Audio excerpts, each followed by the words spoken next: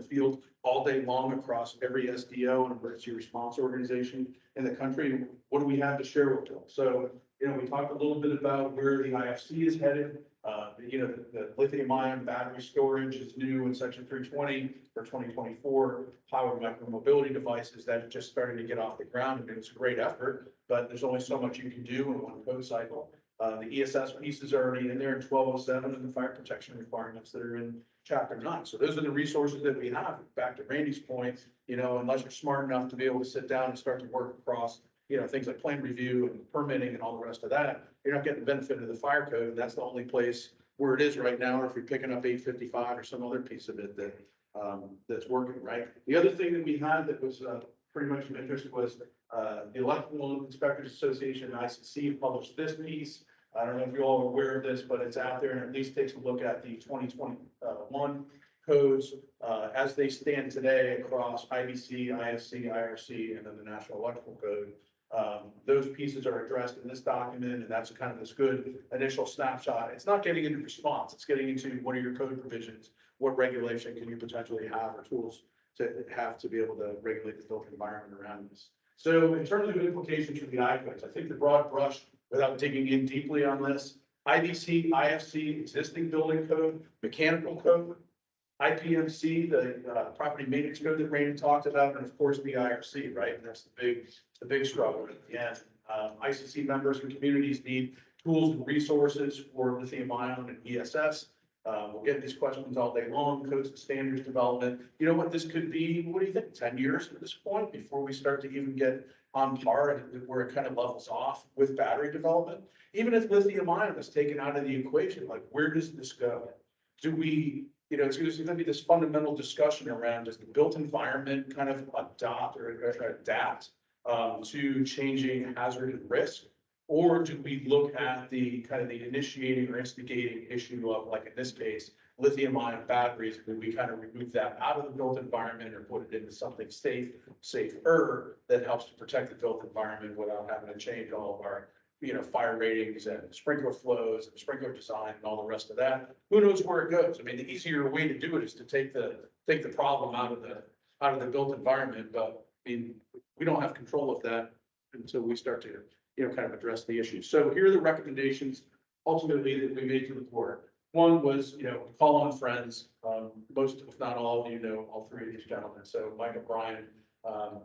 And the interesting part that I said to the board was, Mike is not only pretty smart on this battery subject and a nationally recognized expert. He was on Fox News in the afternoon hours last Thursday. But Mike chaired the Fire Code Action Committee for 9 years here and has been involved in the code process for a really long time. So,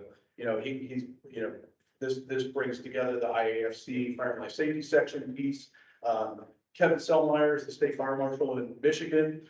He and Mike work together really well, and Michigan is the center of gravity for all things battery. And there are going to be manufacturing and storage and all that throughout the country, but the demand from the big three automakers and then the commercial business that goes along with that, that's where they're going to see the most of it. So having Kevin in representing NASWM would be a really good idea for us and talk about the relationship that we have with those two organizations. And of course, Sean is a big friend of our organizations, having been at UL and now back at IAFF, but also having worked on the mass timber provisions, certainly knows the ad hoc committee drill pretty darn well. And some of the initial work he did, he, as I said, principal investigator on the Surprise Arizona piece, which I didn't kind of really stress to the board yesterday, but there's a tie there. A lot of the initial research and testing, Sean has taken out of the UL labs and talked about, like that video that I showed, both thermal runaway and deflagration and ESS. It is championing that now in the built environment for IFF health and safety. So when you say Michigan is all center for batteries, it's true. Even from a UL perspective, we're breaking ground on a brand new built for purpose battery testing center for the automotive industry. And we just opened up a autonomous vehicle. Autonomous vehicle and batteries kind of go together in Northbrook and to match one that we've got overseas. So there's a business case for testing and standard development across the board on all of this. So where we're gonna go with is Stuart and then Dwayne. You know, when I teed up, and I'll let kind of Stuart speak to this, because he handled that really for the most part from the board yesterday, was, you know, hey, board, we want you to receive a detailed briefing from folks smarter than us on this subject and show you the strength of our relationships across the fire service, talk about how we're speaking to this in a consolidated way. And, you know, they agreed to do that at the July 7th, is it, board meeting, July 21st, board meeting in Sandusky, Ohio. And then we said, consider, we were pretty deliberate about this, consider forming an ad hoc committee on lithium-ion batteries and energy storage systems, and left it kind of wide open to interpretation. So with that being presented to the board, Stuart and other members of the board developed some charging language for staff that I certainly want him to speak to, and we'll kind of take our action with the board tasked us to do that. Just one comment. I look at this slide and it reminds me of why I'm so glad that I am a retired fire marshal. And that is because this is an example of one of the many things that always comes down to us. Because people think that this is a fire service problem, because what they have to contend with is a fire. What we're missing in this slide are pictures of the folks on the building side of the house that we will definitely need to work with. I think that this exact presentation needs to be given to the building membership council, because with the proliferation of consumer electronics that end up in buildings and the fixed installation of energy storage systems that end up in buildings, the way in which buildings are used, whether knowingly wrong or ignorantly wrong, like all the Grubhub chargers, this is a building issue. If we don't get the proper people involved and engaged, we're all going to go back to our jurisdictions. And when our elected officials and leaders realize that they also have a problem, they're going to turn to us.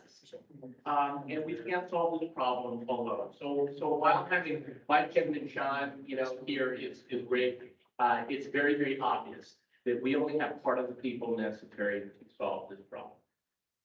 And just to interrupt real quick, I was just up at the building membership council meeting, that's where I went to talk about this exact subject. And at their next meeting there, actually having Chief O'Brien come in and give that presentation. But there were a lot of questions that came out of this presentation, because both Ed and Mark were there yesterday, so I'm right there with you, sir, and I agree, and they're more than willing to come on board and be part of this. So part of what I would remind this group about too is that we've enjoyed a really close working relationship with Building Membership Council since right around, you know, the beginning of COVID. And how that came about was Gary West being here, Randy was the vice chair at the time, and then Dan Dockery and Ed Wazinski on the building side. We came together as groups to be able to jointly do what Stuart's talking about and address COVID as an issue. So as we started working this up, first thing that we did, primarily through Tim's regular engagement with, that they have a continuity and outreach group that basically shares information amongst all the membership councils. I'm invited to their standing calls with their leadership and got on the horn with Bill Nash, their staff liaison, Mark Matheny, who's the vice chair of buildings, and then Ed Wazinski, who's the chair of buildings, said, hey, look, we got this concept. We're going to run it. Looking to take it to the board. First thing that Ed said, I'll be there. And had made sure he was at the meeting yesterday. His members were spun up on this. Have we done a good enough job on this piece of it so far? Absolutely not, but it's the beginning, and so, you know, where we're headed. So they're engaged, and we need to do more of that. Right. So I just want to go back and understand on the UL research, when it spiked up to 11 to 1200 degrees, was that on the battery itself, or was that in the room? Well, so the battery kind of did that, and those were in the room. The sensors were in the room. The infrared sensors in the room. Temperature of the air. The temperature in the room spiked, and what you saw was two different curves on that, right? So what you saw here was, you saw the initial thermal runaway incident and deflagration, and you saw that spike, and then when you saw the room go to ultimately to flash over with with flames out the window, that was the room contents kind of joining into the party, right? So you can kind of keep an eye on that and watch, I think. See, is it running? Yeah, it's running. So you can watch it again. This is available, I mean, this is out on the FSRI website. The Vimeo is where this is hosted. So you can grab it. There's a whole research page on it too.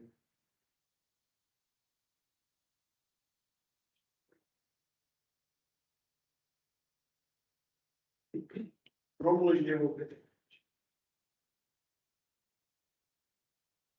normally they'll put thermocouples through the floor. Yeah, I don't think that's the thermocouple reading. I think that's the IR here. That's the iron camera taking that in. The thermocouples, that whole one, they put them all over the room and they've got a whole other stuff, like really big data. This was designed how you can get a temperature not that quick. If you watch the digits as the flame propagation across the room, it gets that green dot, that's when it pops. Yeah, and Right, so I think it's pretty. That was a temperature reading in the brain. it's like, this was to represent you in the room as a fire service member with a tick, right? And have a thermal imager in the room and what you would see if you opened a door and you saw that event happen. That's essentially what you'd be looking for, looking through your thermal imaging camera as the officer or whoever's assigned to hold that thermal imager, right? So that's not comprehensive. What's very big. Second.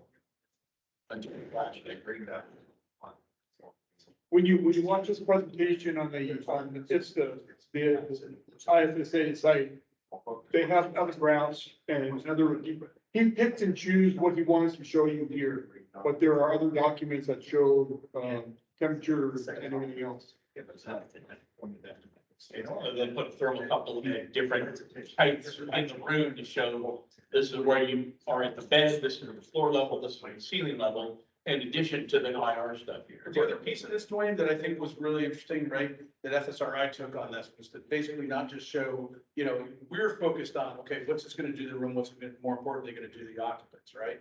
At the end of the day, what they're concerned about is broader than that, which is, what's this gonna do to our personnel if we happen to be there when we introduce something like we did in that previous incident that I showed you? If we introduce something into that room where it's being controlled or it's on the verge, and just how fast that happens, what's gonna happen to our turnout gear though too, right? And, what does that take for sustained? I mean, you melt a mic cord at, 300 degrees, right? Remote mic cord.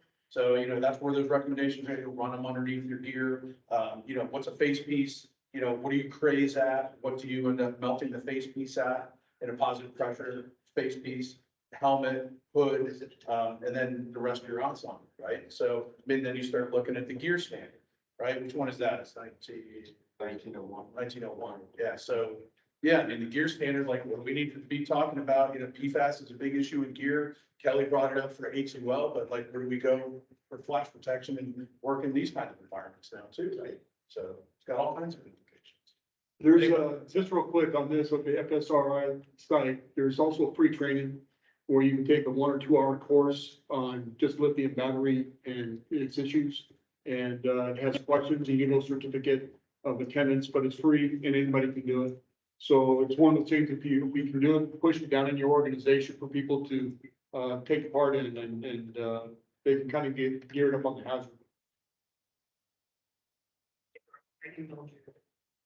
Facebook. Ann Arbor, Michigan, University of Michigan. Home, they had a fire back in November with an e-mobility wheelchair and a sprinkler senior. 2-story, blah, blah, blah, but single sprinkler activated, second sprinkler activated when the fire department was arriving. Senior couple evacuated to their bathroom. This is just a static photo, but there's a little right on the side. We're working with, them safety stand down with the IFC with, a couple of write-ups on a handful of fires that we've all had with mobility and small in my. It's interesting you bring that up from a medical device standpoint. When we wrote the 2024 version of the micromobility information, it was written to specifically not include medical devices because that opened up a whole different kind of norms to a whole different industry base. And ultimately, in fact, this is, in my eyes, one of the first documented cases of a medical device that had a lithium battery problem because of the medical shroudness of the subject. They're held to a higher level of manufacturing. So we really had not seen this happen in medical devices itself versus the normal scooters and hoverboard things that we've gone through over the years where people are mismatching parts and you can buy them off the shelf from Amazon or anybody else. You don't know what's in the unit. You don't know if it's matched, mismatched, whether it's listed or not. But the medical side has been a whole, almost a hands-off situation, and maybe now's the time to include them at the table, getting together with this ad hoc committee. If we have documented cases of medical equipment not functioning this way. That's what I know. They're 16 miles south of us. Their chief started with their organization, so. Yeah. So you go to the FSRI homepage, you're gonna get all the resources you want. All you have to do is go and click around and you're gonna see a lot of this. So very clearly, they've already had conversations with Dr. Kerber. Their organization is very happy to partner with us and, anybody, that's out there too, any of our National Fire Service partners and SDOs, to start, trying to figure out what the research need and agenda is for this kind of stuff. I mean, we're obviously pretty well off in a direction, but I think, to Stuart's point, there is a lot of research agenda that can be informed by what we're gonna have as questions in the built environment. So Steve and I have been talking for a long time about trying to figure out ways to be able to take the code and make the code part of the experiments that he's been doing. They're looking at a new campus. They're in their current situation for the foreseeable future until they're able to secure the campus and get it built. But we've talked about, building, different experiments in there that are, either to code or not to code and specific failure points. Talking about, drywall, firewall ratings, sprinklers, all that kind of stuff. So those conversations are ongoing and, there's more than enough to get involved with here. So we'll kind of see where it goes. But I think you get the sense of like why we're trying to figure out, like, to Kelly's point, I mean, you were, I think right on when you're like, hey, everybody's just been kind of like in silos. And, I agree with you 100%. Problem is that I think we're like struggling within the environments that we know right now, trying to struggle with scope and scale on this and trying to figure out where, what is in our lane and what's appropriate. What do we resourced to be able to do first off, right? Because we're not going to go out and hire 20 people tomorrow to start looking at this, right? We're going to have to start moving some resources around and shifting priorities and all of that. So once we get that started, that coalition building piece of it is certainly something that we need to be looking at, and we'll certainly look to help lead. But the issue is enormous. So did Kerber release the webinar yet in the video of that's available now for? Alexandria, Virginia. Yeah. Yeah. You haven't seen I know that, 6 to 8 hours is a long time to sit on a webinar. But if you haven't seen, the webinar that FSRI hosted last month, in Alexandria, Virginia, and all of the different entities that they brought to the table, probably one of the best all-day webinars I've ever sat through, to where I didn't want to, say, when's this going to end? Just the quality of what they presented, the case history that FDNY was able to present there. Look it up and take the opportunity to build that into your training schedule. So within that, and we talked about Surprise, Arizona here, the captain that was mentioned by Carl gives his interpretation of being on scene and going through the whole thing. And he's a very dynamic speaker. And if you don't listen to anything else but what he had to say, you'll walk away a better firefighter or fire prevention person because of it. He really had a lot to contribute and put things into perspective. Say that again, so we could jot down what we need to look for. So it's go to, I'm sure it's probably on their maybe Vimeo page if it's out there, FSRI's battery forum or lithium ion forum that was held in Alexandria, Virginia. And it was mid-April, beginning of April, so. Yeah, I'm pretty sure it's on the FSR website. Yeah, I haven't seen the actual thing yet. Vimeo, it'll show up on their site and you just click on it and you can listen in on it. We're actually taking that same the webinar and making it our mandatory hazmat training for my operations personnel. Because I thought, everything that was presented there was just as relevant for operations personnel as it was for code officers, fire marshals. Totally agree. So, you know, if your department is complying with anything ISO related, you've got required hazmat training hours that you have to do, this would qualify for that as well. So, lots of different ways that you can start to get this information out into your operations response community within your departments.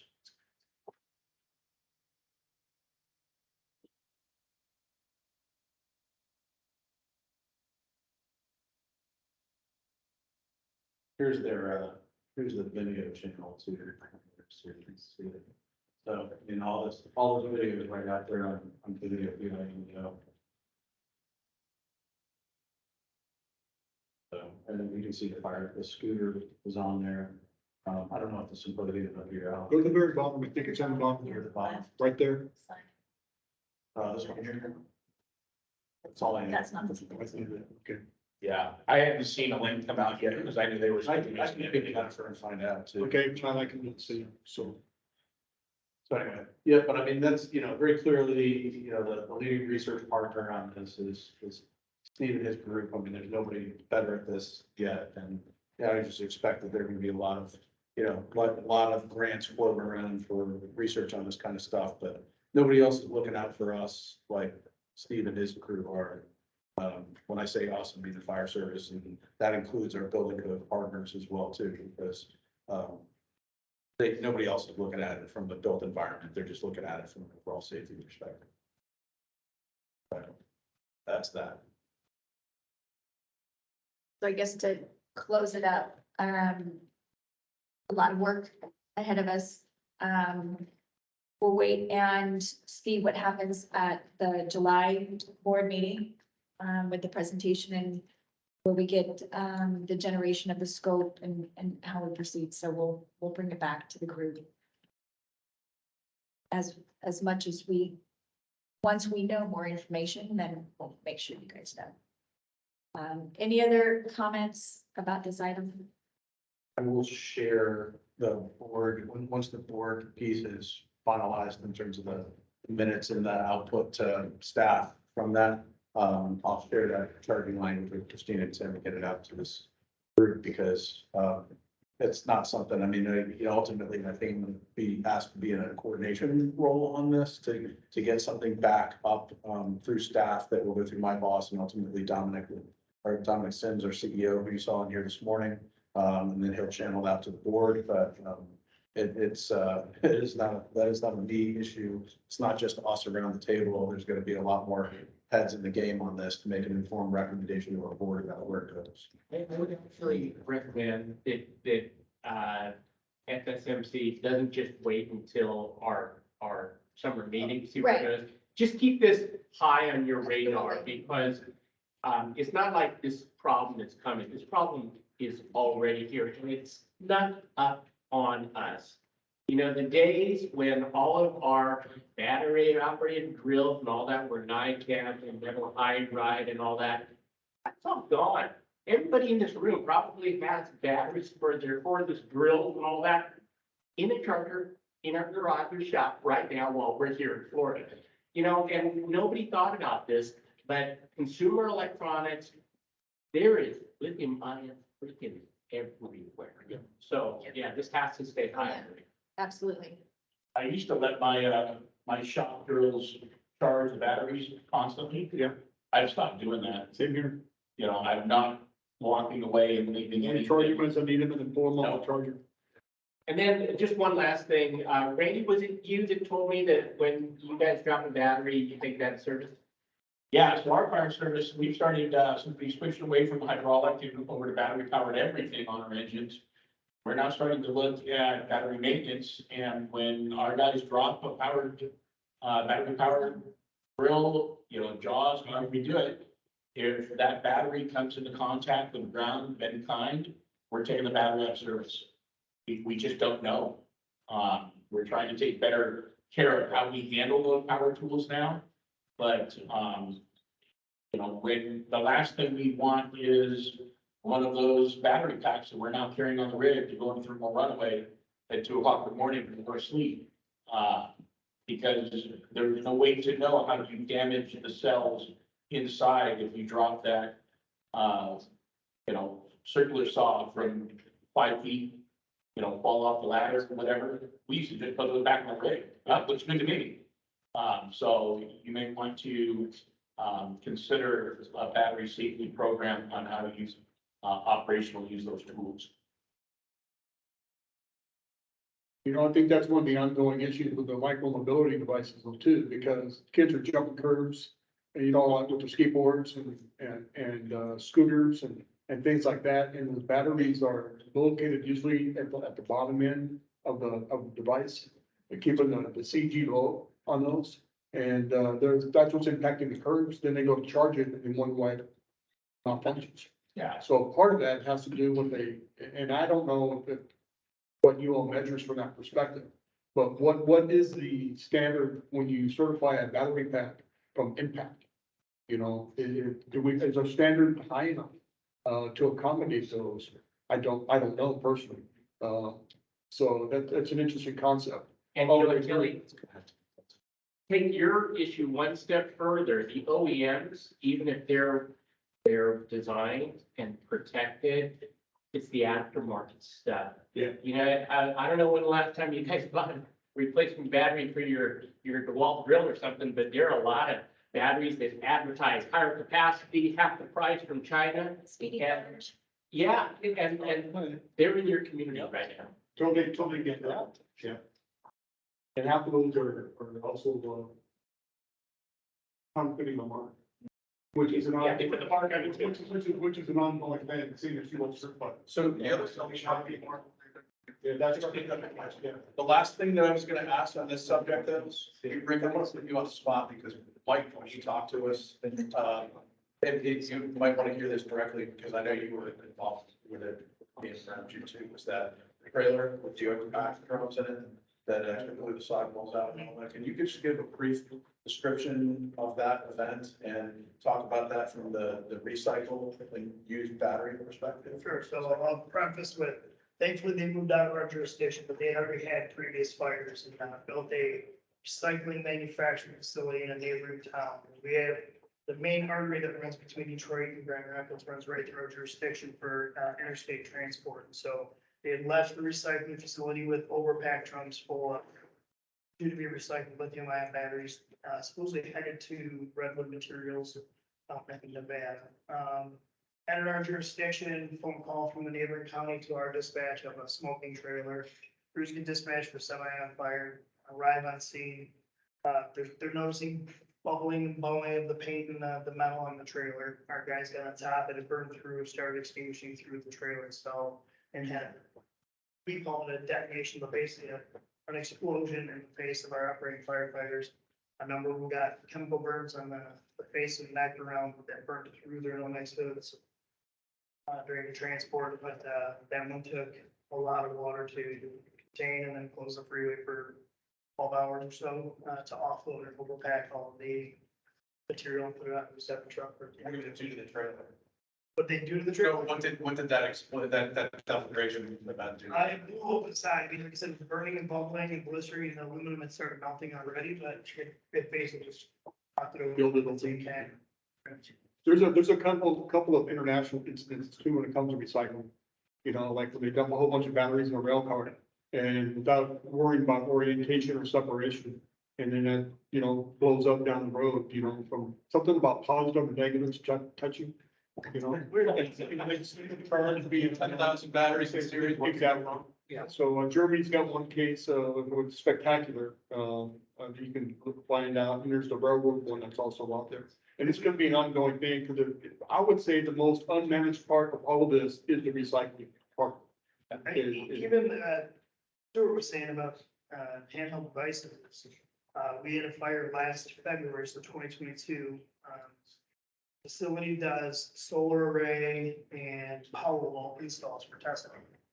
Crews came back to the trailer and, had all their tool chargers mounted inside of the work trailer. And they just basically plugged it into a shoreline plug and walked away at the end of the night every day. Middle of the night, smoke coming from the roof, fire coming from the roof on a building and a rival. Crews went in, it was a very small fire, the trailer consumed basically itself, but was started by the drill batteries on the chargers. The crews that operated the trailer came back, we did some interviews with them, and they admitted that while they were installing a PV array, a drill fell off the second story roof, they climbed back down, went back up, proceeded with their install, brought the trailer back at the end of the day.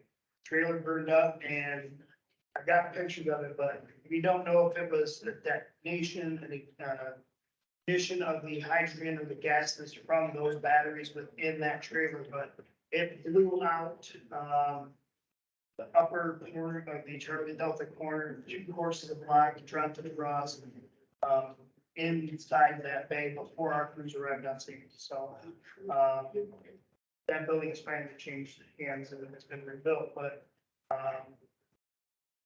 6 feet away was an illegal 15-foot rack inside a non-sprinkler building. The floor to ceiling of Tesla power walls away installed. None of them became involved in the actual fire itself, but rumor has it they were all installed in Africa by Tesla to provide power to water purification systems outside the United States. They're not. They didn't end up having to be recycled. They just went to Tesla for verification of condition and creation and sold. We've had a number of them.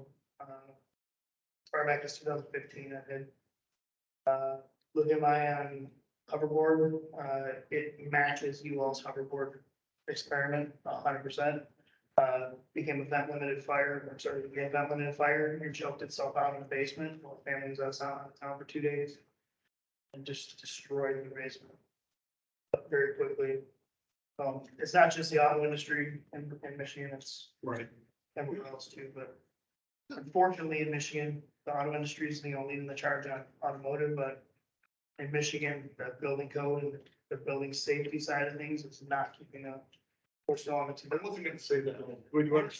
I've had conversations with Mike and Kevin both about the building. We've received actual opinions from the state construction commission that we cannot enforce current ESS provisions because they do They not. have to go through the process of updating their codes, and they're still in the 2015. Yeah. If I remember right. That is not an uncommon scenario.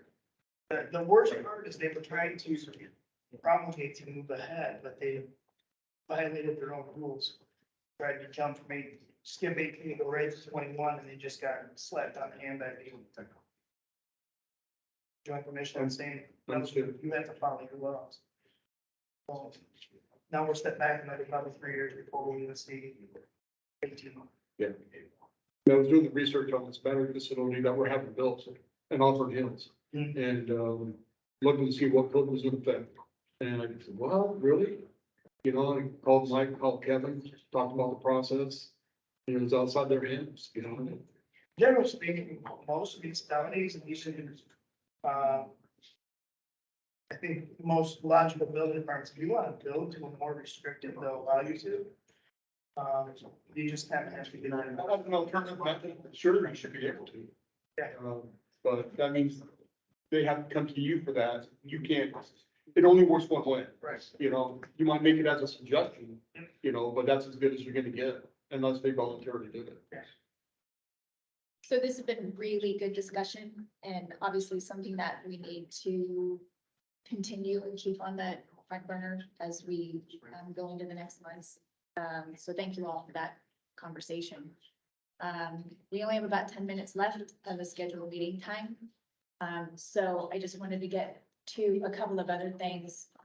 One, I'm gonna skip B for 7B, but so there was an opportunity for someone that is on the governing committee that may want to look at a future role in the leadership capacity of chair, vice chair of FSMC. And the way, the opportunity and the way that you can kind of get an idea of what that would look like, what you would be exposed to is we have an opportunity to have you shadow and take be on our leadership calls and kind of be in that that next level as a mentee kind of way to get an idea and become familiar about what the leadership roles look like.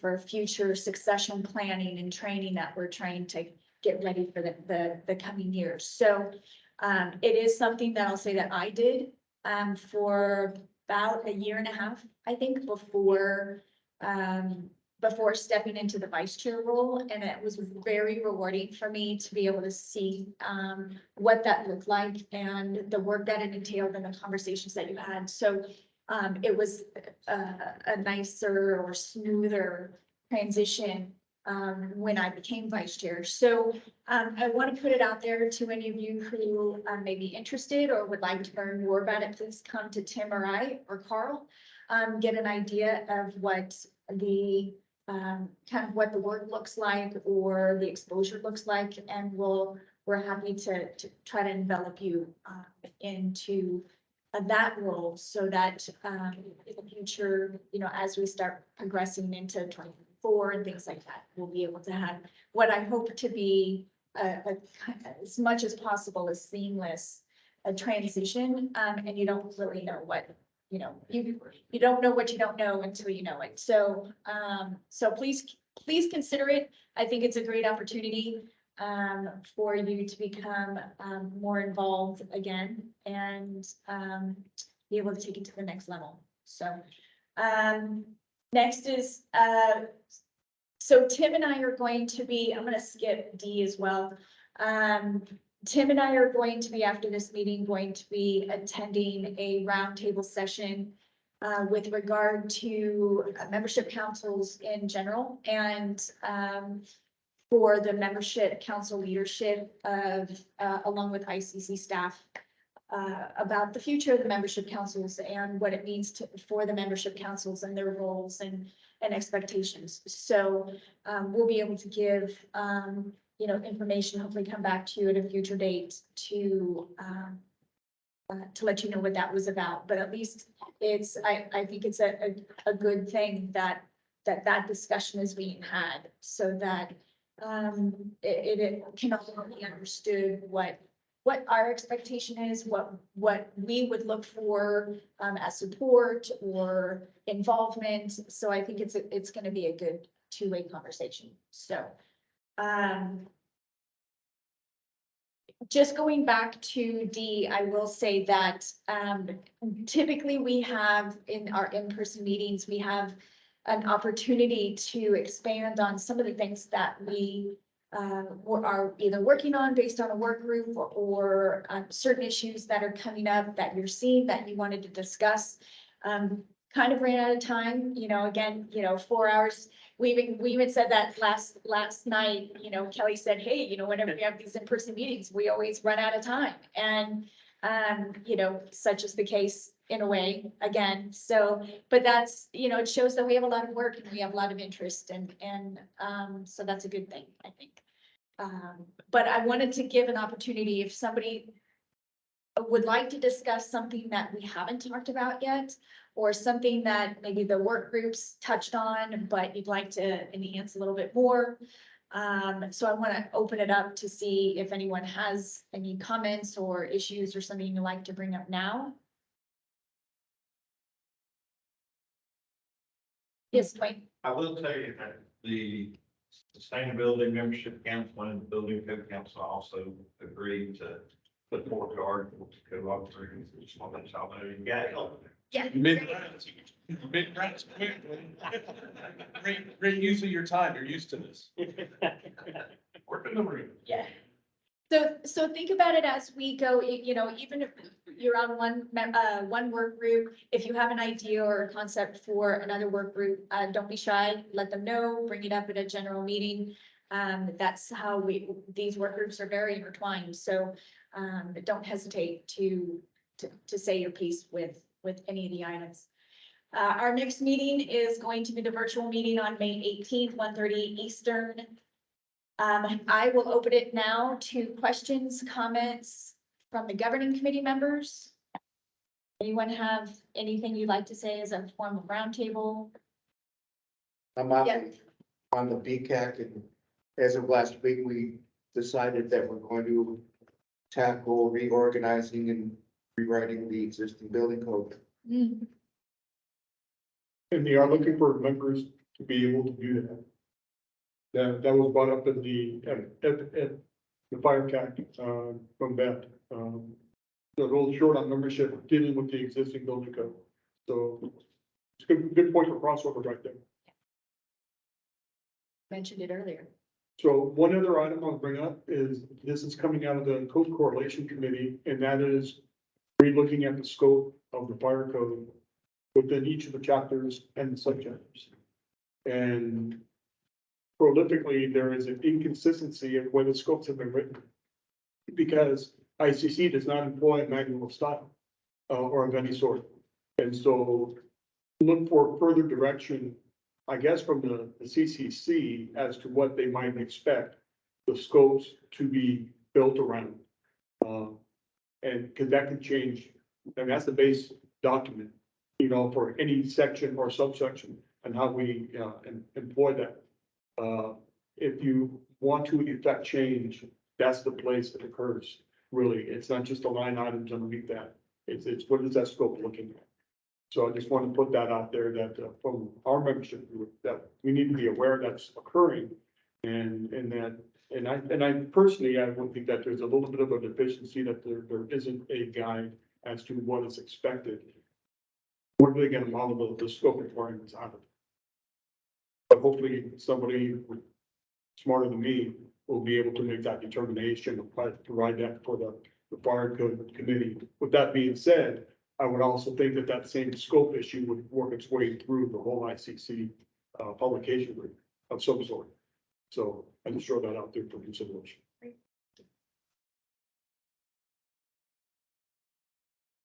I have just a couple of cleanup items. So just as a reminder to folks, this afternoon, you heard Russ talk a little bit about there's an open session where there's some training this afternoon. We'll go over some big topics like what he presented to you this morning. So that I think the larger session runs kind of like a 2 to 5, and then most importantly from 6 to 8 p.m. tonight, there's a Building Safety Month reception that all of us are invited to. So would encourage you to attend that. If folks would want to go out to dinner afterwards, I mean, I think it's going to be a pretty heavy reception, but certainly feel free to organize amongst yourselves. And if you'd like to, do it with a larger group, I'm happy to help coordinate some of that stuff this evening. And the last thing is I'll be sending out either this afternoon or first thing tomorrow. While I'm on the way home, I'll make sure that I transmit all the templates for the expense reports and the guidelines for that. So you can get your expenses back in. And what I would ask to do is work really well to just kind of send them back through me. And what I do is I package them up and I get them right to, this goes under the membership stuff. So Ron Peaster will take a look at it. You shoot them to me, I'll QA them and get them right to him, and your stuff will get turned around. Mandy Adams in our accounts payable department is just phenomenal. So you'll get your reimbursements pretty quickly. I would just ask that you fill those out sometime in the next few days after you get home. Get them off your plate and I'll get them processed for you. Where's the reception? It's here, so it's going to be somewhere in this area, I'm guessing, but I don't know. I'll have to ask Jackie for the specifics. But I'm sure there's a desk out there and there's some signage as well too about that. I'd like to thank those of you, I won't call you necessarily audience, but for sticking it out with us. I just want to ask if any of you have any other items or information you'd like to share. Thanks all for the invite. Always would know that. I don't need to tell everybody how tough a ride it was for you this morning. Yeah, it was about a 20-minute ride. For a guy who still says that he kind of lives in Penrico. I live in Virginia most of the time. I was down here on some family business, this place, and he said, "Hey, you coming to that?" I'm like, "What is it?" I'm like, "Well, I'm gonna be there." Okay, last thing for me, thank you all again for making it in your schedules to be here over a weekend. It's very much appreciated. It shows the commitment you have to FSMC, and that's really appreciated. So safe travels back to your home states. I am now going to look for a motion to adjourn. Motion to adjourn. Second. Great, all those in favor. All right. Thank you very much, everyone. Hey, Bob, thanks for hanging out with us throughout the entirety. Hopefully the Rest of your Sunday, you get back to yourself, my friend. All right, Mike. Thank You too, thanks, guys. And then, hey, we need to catch up soon on the Colorado rebuild, buddy, and talk about some proactive. Yep, sounds good. Tough hearing you got background noise now, but yep, sounds good. Well, it'll be David Chief, so.